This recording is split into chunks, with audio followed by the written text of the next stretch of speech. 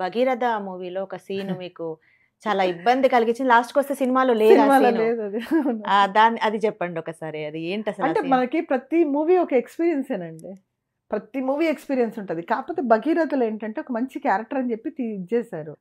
దాంట్లో అంటే ఒక అమ్మాయి పెళ్లి కోసం అని చెప్పేసి ఒక పల్లెటూరు అది. ఆహా! దానికేదో బ్రిడ్జి ఉండదు. ఓకే. బ్రిడ్జి ఉండదు కాబట్టి దాని బ్రిడ్జి వేయించడానికి అని చెప్పేసి హీరో తాపత్రయపడుతుంటాడు. బిఫోర్ దట్ ఏంటంటే ఎవరు ఈ ఊరు నుంచి ఆ ఊరికి, ఆ ఊరు నుంచి ఈ ఊరికి రావాలి అంటే ఒక బ్రిడ్జి కావాలి. ఆ!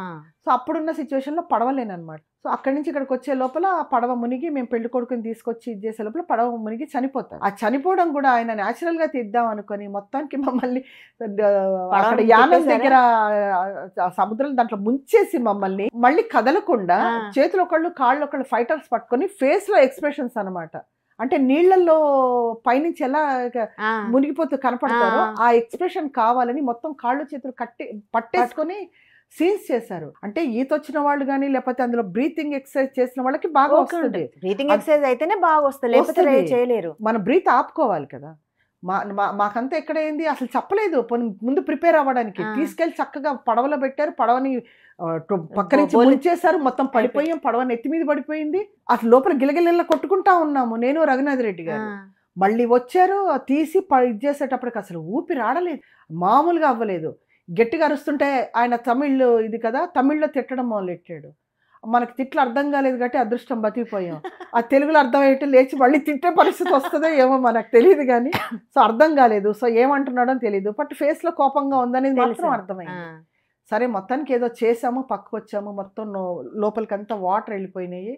మళ్ళీ అంతా చేస్తే కొంచెం ఇది అయిపోయింది. సో అమ్మాయి ఇది ఎక్స్పీరియన్స్ బాగానే ఉంది, కొంచెం జాగ్రత్తగా ఉండాలి అనుకున్నాం. నెక్స్ట్ ఏం లేదు మేడం సీను, పైనుంచి వర్షం పడుతుంది. సో మీరు చనిపోయి ఉంటారు, వాళ్ళు వచ్చి మిమ్మల్ని పట్టుకొని ఏడుస్తారు అంతే అన్నారు. ఓకే నీళ్ళల్లో ముంచేది దానికంటే పైనుంచి వాటర్ పడుతుంది, ఏం పర్వాలేదు అనుకున్నాం. శుభ్రంగా పడుకోబెట్టారు. ఫైర్ ఇంజన్ తోటి వాటర్ వేశారు. కరెక్ట్గా వాటర్ కొంచెం డిస్టెన్స్ అనమాట. అది వేస్తా ఉంటే ఆ ప్రెషర్ అంతా బండలు పడ్డట్టుగా వాటర్ పడిపోయి మొహం మీద అసలు ఇలా ఉలిక్కి పడుతూ ఉన్నారు అనమాట నీళ్లు పడుతూ ఉంటే. అయినా ఒక్కటేసారి పైనుంచి పడుతుంటే డిఫరెంట్ గా ఉంటది. పడుకొని ఉంటే మొహం మీద పడుతుంటే అసలు అసలు అసలు చెప్పడానికి కూడా అనమాట పోయాం అనుకున్నాం అనమాట. అంత సిచ్యువేషన్. పాపం రఘునాథ్ రెడ్డి గారు ఎలా భరించారో తెలియదు కానీ నన్ను చూసి పాపం విజయ్ కుమార్ గారు తమిళ తెలుసు అయ్యేసరికి ఆయన ఏం చేస్తారు పాపం నేను బాధపడుతున్నానని చెప్పేసి ఆయన ఇలా తీసుకొని అమ్మా అమ్మా అని చెప్పేసి అని ఇలా సేవ్ చేస్తారనమాట.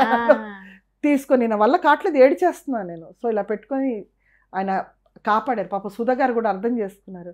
పద్మ గారు కొంచెం కూలండి అని చెప్తున్నారు. ఆవిడ ఏం లేదు, డైలాగ్లు ఏం వినపట్లేదు, ఏడుపులే అన్ని, ఏం వినపట్లేదు. వాళ్ళు ఏడుస్తూ నాకు చెప్తున్నారు. కొత్త కదా నాకు అంతా, అంటే వాళ్ళకంటే జూనియర్నే కదా. సో చెప్తూ ఉండేటప్పటికి కొంచెం అది చాలా బ్యాడ్ ఎక్స్పీరియన్స్. ఇలాంటి సీన్స్ ఇంకోటి చేయకూడదని చెప్పి. నిజానికి ఆ సీన్స్ ఉన్నాయా సినిమాలో? లేవండి, అస్సలు ఏమీ లేవండి, మొత్తం తీసేసారు. వస్తుంటే జస్ట్ ఇట్లా అంటే ఒక కట్ షాట్ లాగా కట్ షాట్ లాగా. అంత కష్టపడి అంటే ఇక సినిమా అంటేనే అంత కదా వాళ్ళకు.